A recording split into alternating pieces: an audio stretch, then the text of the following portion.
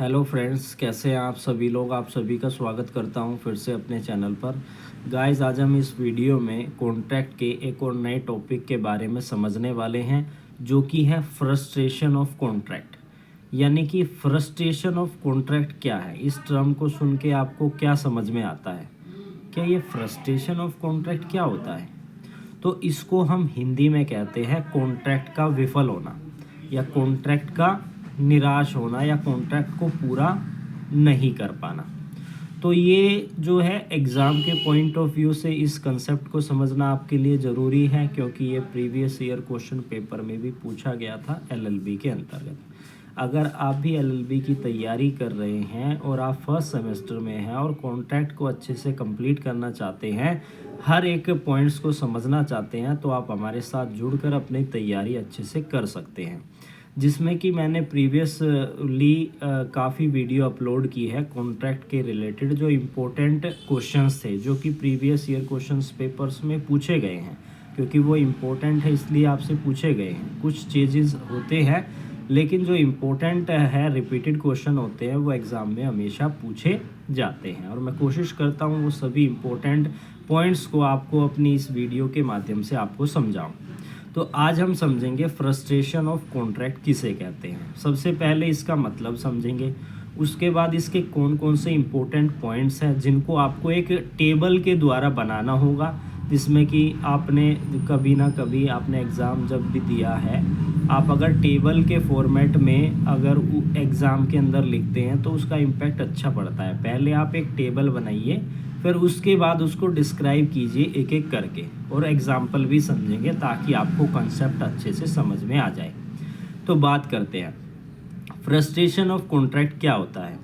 यह तब लागू होता है जब कोई भी कॉन्ट्रैक्ट को पूरा करना असंभव होता है, या किसी कॉन्ट्रैक्ट को पूरा करना किया गया लेकिन वह कॉन्ट्रैक्ट अवैध है या फिर अप्रायोगिक हो जाता है, तो उसे हम क्या कहते हैं?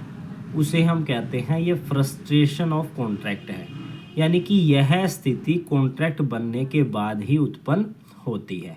पहले आपने कोई कॉन्ट्रैक्ट किया, अभी आपको नहीं पता है, लेकिन करने के बाद पता चला कि इसको तो पूरा ही नहीं किया जा सकता, ये तो असंभव है पूरा करना, इसको परफॉर्म करना। उसके बाद में ही आपको पता चलेगा ये कॉन्ट्रैक्ट तो अवैध था। अभी तक तो हमें पता चल रहा था ये वैलिड है, लेकिन बाद में पता चला ये तो वैलिड है ही नहीं, ये तो लीगल है ही नहीं, ये तो इलीगल है। इसी तरीके से कोई भी कॉन्ट्रैक्ट जिसका पूरा करना असंभव हो, या फिर अवैध हो, या अप्रायोगिक हो, तो उसे हम फ्रस्ट्रेशन ऑफ कॉन्ट्रैक्ट कहते हैं। अब हम इसके कुछ पॉइंट्स को डिस्कस करेंगे ताकि आपको और अच्छे से समझ में आए। और जो भी पॉइंट मैं अपनी इस वीडियो के माध्यम से अब बताने वाला हूं, उसे आप पहले सब हेडिंग और फिर उसकी डिटेल ऐसे लिख सकते हैं, या फिर पहले एक टेबल बनाइए, उसमें उन सारे पॉइंट्स को लिखिए और फिर उसके बाद एक एक पॉइंट्स को डिस्क्राइब कर सकते हैं। तो सबसे पहला पॉइंट क्या है कि section number 56 of the Indian contract act जो बात करती है वैधानिक आधार के बारे में। वैधानिक आधार का क्या मतलब है? यानी कि किसी कॉन्ट्रैक्ट का पालन करना असंभव हो जाए तो वह कॉन्ट्रैक्ट क्या हो जाता है? वॉइड हो जाता है। पहला पॉइंट हो गया वैधानिक आधार।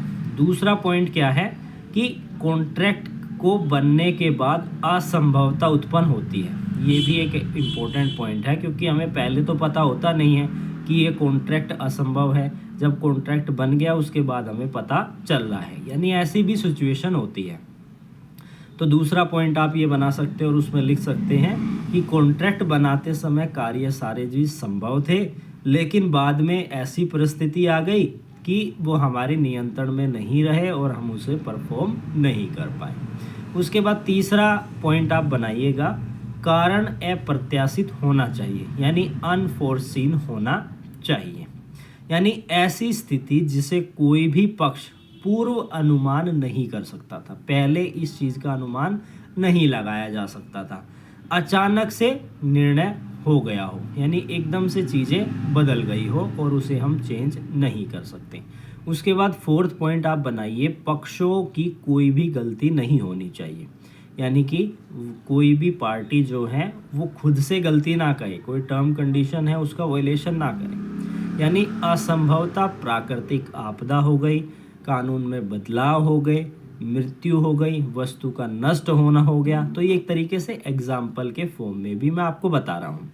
उसके बाद अगला पॉइंट आप बनाइए कि जो कॉन्ट्रैक्ट है वह सव्य समाप्त माना जाता है। अब कब माना जाता है कि जब कॉन्ट्रैक्ट फ्रस्ट्रेट हो जाता है तो पार्टियों को आगे परफॉर्म करने में कोई बाधाएं नहीं रहती। उसके बाद है आर्थिक कठिनाइयाँ। अगला पॉइंट है आर्थिक कठिनाइयाँ नहीं होनी चाहिए। यानी कि आप ये नहीं कह सकते मेरे पास फाइनेंशियली पैसा नहीं है इसलिए मैं इसको परफॉर्म नहीं कर रहा, लेकिन वो सारी डीलिंग पैसे से ही रिलेटेड हो रही है। कोई सामान बेच रहे हैं उसके बदले पैसा दे रहे हैं, अब आप कह रहे हैं कि मेरे पास पैसा नहीं है, तो ये फ्रस्ट्रेशन ऑफ कॉन्ट्रैक्ट नहीं है, ये तो आप उसको परफॉर्म ही नहीं कर रहे हैं। सिर्फ लागत बढ़ना, घाटा होना, असुविधा होने से कॉन्ट्रैक्ट फ्रस्ट्रेट नहीं माना जाता। तो इस तरीके से इसको समझिएगा, ये एक तरीके से एक्सेप्शंस में आ जाता है। उसके बाद है न्यायालय यह तय करती है, लास्ट में न्यायालय यह तय करती है कि कॉन्ट्रैक्ट असंभव होगा या असंभव नहीं है, क्योंकि न्याय करना किसका काम है? कोर्ट का काम है। अब हम कुछ एग्जाम्पल समझेंगे जिससे कि आपको ये कंसेप्ट और अच्छे से समझ में आएगा। तो पहला एग्जाम्पल है एक्ट ऑफ गॉड, प्राकृतिक आपदा आना। प्राकृतिक आपदा आती है तो उसमें आपकी तो कोई उसमें रिस्पॉन्सिबिलिटी नहीं होती है, ना ही आप उसमें कुछ कर सकते हैं। फॉर एग्जाम्पल ए और बी के बीच में एक माल पहुंचाने का कॉन्ट्रैक्ट होता है, लेकिन सामान ले जाने वाला जहाज तूफान में डूब जाता है। अब आप इसमें क्या कर लेंगे? आप तूफान को तो रोक सकते नहीं हैं। तो इस तरीके के कॉन्ट्रैक्ट को फ्रस्ट्रेशन ऑफ कॉन्ट्रैक्ट कहा जाता है। दूसरा एग्जाम्पल है लॉ का चेंज होना, कानून में परिवर्तन होना।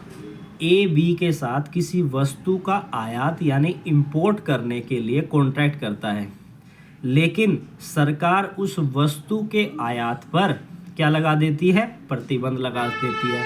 तो अब वो सामान आ ही नहीं सकता और ना ही आपका कॉन्ट्रैक्ट जो है परफॉर्म हो सकता है। तो इसको हम क्या कहेंगे? इसको हम कहेंगे फ्रस्ट्रेशन ऑफ कॉन्ट्रैक्ट। उसके बाद अगला हमारा एग्जाम्पल है विषय वस्तु नष्ट हो जाना, यानी destruction of the subject matter. इसको एग्जाम्पल समझेंगे ताकि आपको और अच्छे से समझ में आएगा।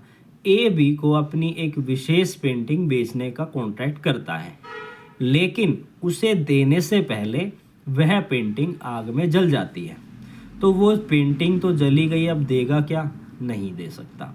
अगला हमारा एग्जाम्पल है व्यक्ति की मृत्यु या असमर्था, डेथ और incapacity in a personal contract. A किसी संगीत कार्यक्रम में गाना गाने का कॉन्ट्रैक्ट करता है। कार्यक्रम से पहले एक गंभीर रूप से बीमार हो जाता है। अब वो इतना बीमार है कि वो कॉन्सर्ट में नहीं जा सकता।